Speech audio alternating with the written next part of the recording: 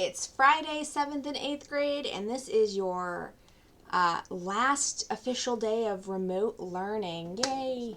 And so we're going to close out the nutrition module today with some final stuff talking about vitamins and minerals and a couple other tidbits of nutrition information that I think is important for you guys to know. So, remember, vitamins and minerals are the micronutrients. So we've talked about the three macronutrients, which provide the most energy for our body, and we need them in large quantities. And now we're going to talk about the micronutrients, which are in smaller quantities, and we don't need as much of them in our diet as we do carbs, lipids, and proteins. And so vitamins and minerals you can think of in terms of a factory as being the machinery or the tools needed to get the work done. So our bodies do a lot of complex processes, but we need vitamins and minerals to carry those processes out. They cannot occur without having adequate vitamins and minerals. And each vitamin or mineral has a very important or specific role. Vitamins are grouped as either fat-soluble or water-soluble. So what do we mean by that? Fat-soluble vitamins are those that dissolve in fat, whereas water-soluble vitamins are those that dissolve in water. So the fat-soluble vitamins are A, D, E, and K. So vitamins A, D, E, and K. And these will get stored in your fat cells for later use if you eat them in abundance and have any excess. So after those four vitamins have done their job, if there's any left over, they get stored for future use. So that's kind of beneficial, especially for vitamin D, especially because where we live, we don't typically get enough vitamin D. So on the days that you can go out and get vitamin D from the sun, or if you consume vitamin D in a fortified food, or I personally take a vitamin D supplement because I have higher needs for it because of my disease, and I'm pale as a ghost, so we all know that I'm probably not absorbing as much sunlight as I should be. And so it's great that we can store these excess vitamins for later use when we're in seasons of deficiency, or we may not eat the foods to provide these nutrients as abundantly for a couple days. We can rely on the back source from our fat cells. Water-soluble vitamins, on the other hand, are all of the B vitamins. You've heard of some maybe before. There's like B1, B3, B12. There's a bunch. There's 8 of them. And also vitamin C. So the B vitamins and vitamin C are what we call the water-soluble vitamins, but these we cannot store in excess. So any excess you consume of these is just peed out. So something a lot of people don't realize, and they end up taking like a lot of vitamin supplements, which I'm pro supplementation when necessary, but a lot of people just take a vitamin just to take it, just so that they can cover their bases, so to speak, which there's nothing inherently wrong with that. It's just that if you're already eating a pretty good diet and you've gotten enough vitamin C and you've gotten enough vitamin B, then any vitamin C and vitamin B in that supplement or that, Flintstones gummy that you're chewing, you're just peeing out, which means you're just peeing out your money, your hard-earned money that you spent to buy those vitamins. So, just eating a really well-balanced diet that has a lot of the water-soluble vitamins is a much cheaper way to make sure your body has what it needs without wasting any excess out in your urine. All right, and so this is not necessarily all vitamins in depth, but this is just a chart to show you some of the things that vitamins do. So vitamin A strengthens our immunity. It keeps the skin and the linings of some parts of our body healthy. You can find vitamin A in dark leafy green veggies like spinach, broccoli, or carrots, but you can also find it in pumpkin, liver, yogurt, eggs, etc. Vitamin D helps us to absorb calcium. It helps keep our bones and teeth healthy. It also plays a huge role in our immune system. And so on that, a side note, one of the best things you can do right now with all the COVID and the fear over getting sick from this is to go outside, get some fresh air and sunshine when the sun is shining. Don't get a sunburn, but give yourself 30 minutes of good sun exposure to keep that vitamin D level up. It's so important.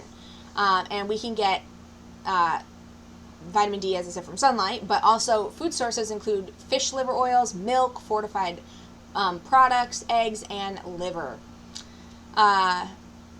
Vitamin E, cell structure, you can find that in cereals, eggs, peanut butter. Vitamin K is really important for blood clotting, to prevent you from bleeding out when you get a cut. You want vitamin K. You can get that in spinach, cauliflower, eggs, meat, liver, etc. I'm not going to go through all of these, but you get the point. Okay, so we find these nutrients in very specific foods, and they play a variety of really important roles that we may not even realize in our body. All right, so those were the vitamins. Now we're going to talk about minerals. So while vitamins were organic molecules, meaning they had carbon, remember carbon means it's organic, the minerals do not contain carbon, and therefore they are not organic. They are actually inorganic substances. And they make up roughly 4 to 6% of your body mass. So roughly 4 to 6% of your body is just minerals alone if we were to separate it out. And there are over 100 different minerals in the human body, some in much larger quantities and some in much more minute or negligible amounts. But of the 100, your body requires about 15 minerals to function properly. Like, these are the kind of the important minerals. Of those 15, the majority, about 3/4 of them, is calcium and phosphorus. So that makes up the majority. And that's because that's the main components of your bones and teeth. So when you think about your body as a whole, you have a lot of bones, right? So it makes sense that the most abundant minerals are going to be those that make up your bones. Some minerals work alongside a vitamin to carry out a certain process in your body, while others work independently or have their own jobs alone. This is just a list of all of the minerals that you can find in the human body. Again, most of these are in such negligible amounts, like I'm talking like 0.0001%, etc., etc. But these ones, well, not this. Some of these are the really important ones, like calcium, as we said, which, like the previous chart of the vitamins showed, has very specific roles. Like, this builds bone and teeth, it heals wounds, it's involved in metabolism and muscle contraction, and you find that in dairy products, dates, cranberries, spinach, and bran, iron, magnesium, etc., etc. Here's some more: phosphorus, potassium, sulfur, zinc. All of these trace minerals you find, and they all have very specific roles in the body. And again, I'm not going to go into all of them because that's just too much. But again, if you couldn't tell, eating a well-balanced, wide variety of fruits and vegetables and animal product is the best way to make sure that you're getting those trace amounts of all of these minerals in your diet without having to give too much thought to them. Okay. We also see vitamins and minerals on the nutrition facts label. These are always located below this thick black line here, and it's not all vitamins and minerals are reported. Some companies voluntarily report additional vitamins and minerals because they want their consumer to know how healthy their product is or isn't, basically. And others are more standard. The commonly seen ones are vitamin C, D, A, calcium, and iron. All right, and so, these are important to pay attention to too. I mean, the values that are assigned to these are these percentages here that you see, and you see these percentages along the entire right side of the nutrition facts label. Those are your daily value, and those are based off of that RDA that we talked about in the previous video, that recommended dietary allowance. And so they're saying that based off of that number, whatever the RDA is for vitamin A, eating one serving of this food gives you 10% of what you need, and 45% of the iron you need, and 20%, and so on and so forth. But again, those numbers are very rough estimates, and the RDA varies depending on your age and some other factors. So these numbers are really loosely helpful. I don't pay much attention to them because, again, everyone's nutritional needs are a little bit different. And some foods don't even have an RDA, or some don't have any type of recommended allowance. So I put an asterisk next to iron because I just wanted to point out, again, for any of you who choose to eat a vegetarian or vegan diet and not eat animal product, then this is an important nutrient. Iron's an important nutrient that you should be checking on the nutrition facts label very consistently to see if you're eating foods that do contain iron. So while these numbers are loosely based, it's just a good indication of, are the foods that I'm eating daily high in iron, because otherwise you're at risk for iron deficiency anemia, which we talked about when we studied blood a little bit, but that is very common amongst those that avoid meat products. And that can be very, very dangerous to your health. And so I just encourage you, if you eat that way, to make sure you're checking your nutrition facts labels and make sure that you're getting enough iron in your diet. And if not, then a supplement. They make a lot of supplements that are targeted for vegans and vegetarians that have not only iron, but some of the other nutrients that you may be missing. And I always encourage people to consider those if you choose to abstain. All right, so those were the vitamins and minerals with just a brief overview, but now we're going to talk briefly about water. Water is another essential nutrient. It's a vital nutrient for our bodies, but it does not provide any energy. So we don't get any calories from water, but I think you already knew that. All of the body tissues that we have in our body contain water. They vary from tissue to tissue. For example, bone is only about 31%, I believe, water, while muscle is about 82%. So there's a big difference between how much water is stored in muscle versus bone, but all in all, every tissue in your body contains water, so it's important, and we know this. You need water for survival. Water is found both inside our cells, so inside the cell membrane with all of the organelles, or outside of our cells. And so if the fluid or the water is found outside the cell, we call it extracellular fluid. And if it's found inside the cell, we call it intracellular fluid. So in for inside and extra for exit or outside, right? And about 2/3 of the water in our body is found in the intracellular fluid inside the cell, and it's typically mixed with some minerals, and those minerals are there to carry out the processes that the cell is doing. And about 1/3 of the water in our body is in the extracellular space, but the extracellular space is not just pure water. It contains electrolytes, and you've probably heard of electrolytes once or twice before. Electrolytes are molecules that carry an electrical charge, and they're really important for the transfer of nerve messages through electrical impulses. So they're very important in our body, and we need them to be able to carry out the communication between our nerves. In addition, electrolytes help to regulate the fluid levels in your body and in your blood. They help keep the pH of your blood in a normal range, which is 7.35 to 7.45. Remember, this has to do with the acidity or the alkalinity of your blood, where it falls on the pH scale. So this is pretty neutral. Okay, so that's where we want it to be, and so we need electrolytes to help keep it there. Electrolytes enable your muscles to contract and allow you to move, and that includes allowing your heart muscle to beat, which obviously is very important for our survival. They transmit nerve signals from the heart to the muscle and the nerve cells. They help your blood to clot, and they help build new tissues. So they do a lot of things. We can lose electrolytes through periods of heavy sweating, such as intense activity, especially in hot weather, dehydration from athletic performances, and also vomiting and diarrhea. If you get a stomach bug or something, you lose a lot of electrolytes as you're losing all that water through vomit and diarrhea. And not having enough electrolytes can cause a whole slew of problems, including dizziness and disorientation, and in more serious cases, a coma or seizure. And if your electrolytes are off, you may notice your heart is either beating really rapidly or really slowly, depending on which electrolytes are out of balance. And in, again, more serious cases, cardiac arrest can occur if your electrolytes get dangerously low or high. So it's very important to maintain good electrolytes, and that's why we need to consume water and a variety of food where we can obtain these electrolytes. These are the main electrolytes that we find in the body: potassium, chloride, sodium, magnesium, and calcium.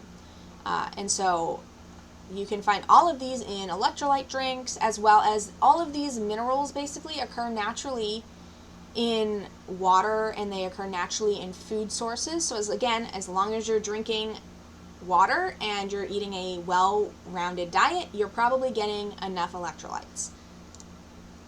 I just wanted to close with a couple things.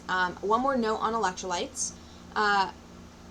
The reason that athletes often drink Gatorade or Powerade or those other sports drinks is because they contain added electrolytes, and they've obviously worked very hard on the field or wherever they're, consuming these in the gym.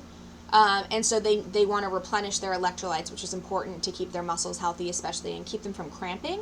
But as we saw from some of our previous activities, a lot of those drinks have a lot of sugar in them, and that's not good. And they've come out with a lot now that have artificial sweeteners and stuff in them to lessen the sugar. I still don't think that's a great option. But I just wanted to say, if you're someone who likes to drink an electrolyte drink after a workout or something, pay attention to how much sugar is in that. Look at that nutrition facts label. I hope that you learned enough about that to make a wise decision. There are some healthier alternatives out there, including powders, and even like coconut water are great options with a little bit more nutritional value than a red, artificially dyed bottle of Gatorade. So just some food for thought. That's just my 2 cents. But I did want to close the nutrition unit out with just some practical tips to keep you, to help you make good choices. It's not always easy to eat healthy. It doesn't have to be complicated, but there's a lot to consider, and there's a lot of misinformation out there. And it's important that we all keep a healthy relationship with food, that we're not obsessed about food, and that we keep things into perspective, that we're not idolizing food, but we're just eating to maintain our health. And so some ways we can do that. Follow the 80-20 rule for eating in moderation. That's an easy way to remember. The 80-20 rule means that you're going to eat really healthy, you're going to focus on those good quality foods 80% of the time. And then the other 20% of the time, you can enjoy those sweet treats. You can enjoy that bowl of ice cream and that birthday cake and that muffin. But by following the 80-20 rule, it's just a good rule of thumb to kind of keep you, to make sure you're getting all those nutrients that we need, basically, without overdoing it. So you're not eating junk food 50% of the time and health food 50% of the time, but the majority of your food is good quality food, and then you enjoy, as you should, those extra treats and maybe not so healthful foods. Staying active. We hear this over and over and over again. I'm not going to beat a dead horse here, but it's a good idea to try to get at least 30 minutes of physical activity daily, or some type of average of that. But staying active is a great way to ensure that when you do indulge in those yummy sweet treats and all those fun things to eat, that you're burning that energy and you're taking care of your body in the process still. Another great way is to make half your plate vegetables when you serve your plate, especially those that are lower carb, so broccoli and the green veggies and those types of things. By doing that, you're ensuring that you're getting all those minerals, those vitamins, those electrolytes, and your carbs, lipids, and proteins in the right amount. Definitely eat fruit. That's a great snack, but eat it in moderation, because remember what we learned, that sugar is sugar in the body, and whether that sugar comes from an apple or a Snickers bar, in many cases, or in all cases really, that sugar is going to ultimately be boiled down to glucose in your blood, so your body really doesn't treat the Snickers bar or the apple much different in terms of how the sugar is used. So eating too much fruit can be a lot of extra sugar and carbs in your day. But all the berries, like raspberries, blueberries, strawberries, those are the lower sugar fruits. So those are always great fruits to have as a snack if you enjoy some of those, if you like the taste of them, I guess. Again, start your day off with a protein and a fat-rich breakfast instead of a carby breakfast. So skip the sugary cereals and the high carbohydrate breakfast like a muffin with chocolate chips in it. And instead, if you eat something with protein and fat, you're going to find that you can stay full longer, and also that your brain is working better. You're giving your brain a little bit better fuel. It's not going to burn up. Remember, your glucose isn't going to spike and drop. And so you may not feel as tired in the afternoon. You may not be hangry. So I always encourage people, start your day off, if you're going to eat breakfast, eggs, bacon, sausage, something along that lines, like a egg sandwich or a protein shake that doesn't have too much sugar in it. All those food items are great for helping you keep that sugar crash later on. Getting lots of sleep. That might not seem like a nutrition tip, but you need at least 8 hours of sleep a night, and all of these processes that your body does that uses all the nutrients that you're eating, they don't occur as well and as efficiently when you don't have enough sleep. So you need sleep to keep your body healthy and to be able to utilize all of the nutrition that you are eating every day. Because some of it will truly go to waste and be excreted out if you're not getting proper sleep. So getting proper sleep. And lastly, read the nutrition facts label. You should be pros by now. I've broken down several sections on that and what you should be looking for, but read the nutrition facts label and pay attention to portion sizes. In America, we've blown our portion sizes way out of proportion. They're huge, and so paying attention to what really is one serving of a food and keeping that in check and eating a moderate amount is really important to maintaining a healthy weight and a healthy body. On that subject, I just wanted to put this chart up. We used to use these when I was in nutrition school when we taught patients, but it can be hard sometimes to know what a serving of something is, and so this chart puts it to a practical, some things that you've touched and seen before, like a baseball, tennis ball, hockey puck, deck of cards, and dice. But this is just a visual representation of what a portion size looks like. So when I said on the previous slide, keeping, perspective on portion sizes, a half of a small bagel is roughly the size of a hockey puck. Or having a half a cup of fruit, if I just said eat a half a cup of blueberries, you may not be able to eyeball that, like what exactly is a half a cup, but it's roughly the size of a tennis ball. So if you scoop yourself roughly tennis ball size portion of blueberries, you're right around a half a cup of that. Or a cup of broccoli. How much is a cup of broccoli? Well, it's about the size of a baseball. So your portion on your plate should be roughly the size of a baseball, if you know what a baseball is like, and so on and so forth. So I just wanted to throw this up there. There's lots of charts like this, but it's just a really practical way for us to kind of visualize what a healthy portion looks like. All right, so your homework to close out, your last assignment, your very last assignment for the year, is going to be to read the section of your book on nutrition, which is pages 299 to 305, and answer I think there's 4 lesson review questions for 5.44 and email those to me. And when you have done that, then you have finished out your homework for the year. And as I said before, there are no more video lessons. This is the last one.